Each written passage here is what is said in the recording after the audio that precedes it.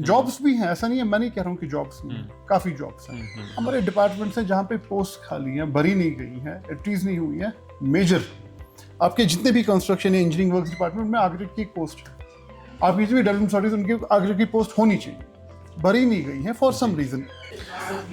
आप कश्मीर ऑब्जर्वर देख रहे हैं, मैं हूं सईद मोहम्मद बुरहान और हमारे साथ मौजूद है इस वक्त काजी कमर साहब जो कि हेड डिपार्टमेंट ऑफ आर्किटेक्चर हैं इस्लामिक यूनिवर्सिटी। डॉक्टर साहब बहुत शुक्रिया आपका बात करने के लिए। जब हम बात करते हैं कश्मीरी आर्किटेक्चर की, अब कुछ दहाइयों से जो एलिमेंट्स थे, बेसिक एलिमेंट्स, वो अब रहे नहीं हमारी कंस्ट्रक्शन में। मैंने अभी एक और गेस्ट से भी पूछा, don't you think it's too late to act now? क्या हम अभी भी प्रिजर्व कर सकते हैं हमारी कल्चरल ये जो है आर्किटेक्चरल हेरिटेज को कश्मीर में? दो चीज़ें हैं जिसको समझना चाहिए हमें। It's never too late.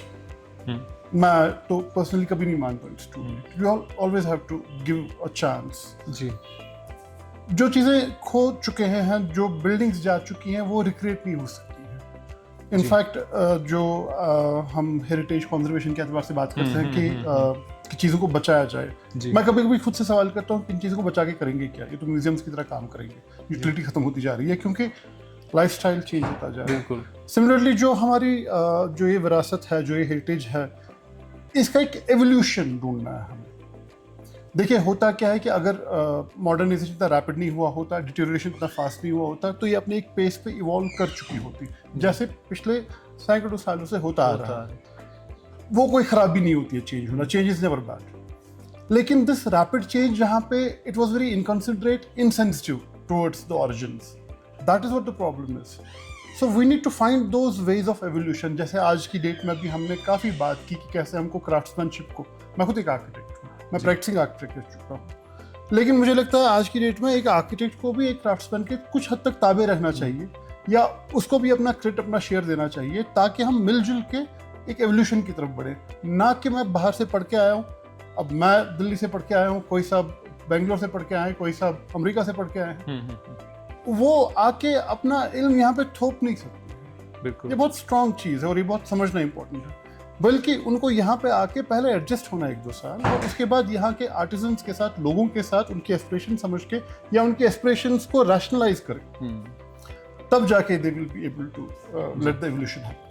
इसी कंस्ट्रक्शन के हवाले से हमने देखा पिछले कुछ सालों से रिवाइवल हो गया। जैसे वो पिंजराकारी हुआ करती थी पहले, उस चीज़ का भी रिवाइवल हुआ। इसी तरह ख़त्म बंद का भी हम देखते हैं रिवाइवल हो रहा है। या पेपर मैशी एक बहुत बड़ा चीज़ है कि मकानों में किया जा रहा है, होटल्स में किया जा रहा है। कैसे देखते हैं आप इस चेंज को? रिवाइवल अच्छा है। कभी कभी ये रिवाइवल शायद ओवरडन भी हो जाता है, क्योंकि मैं ख़त्म बंद के एतबार से आपको कहूँगा, अब पीवीसी में भी खत्म बंद के पैनल्स निकलना स्टार्ट हो गए हैं जी। ऐसा क्यों है?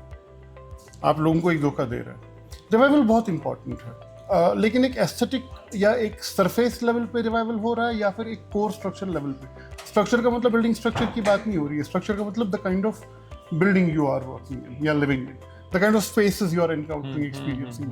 क्या उस एतबार से भी रिवाइवल हो रहा है? आप डबल हाइट 3-3 मंजिल की लॉबियां दे रहे हो घरों में और उनके ऊपर खत्म बंद लगा रहे हो, तो वो कौन सा रिवाइवल है? आप एक आर्ट को बचा रहे हो, लेकिन आप बस उसका एक सरफेस बचा रहे हो, उसकी एसेंस खत्म उसकी एसेंस का स्पिरिट तो है ही नहीं कहीं। जी जी।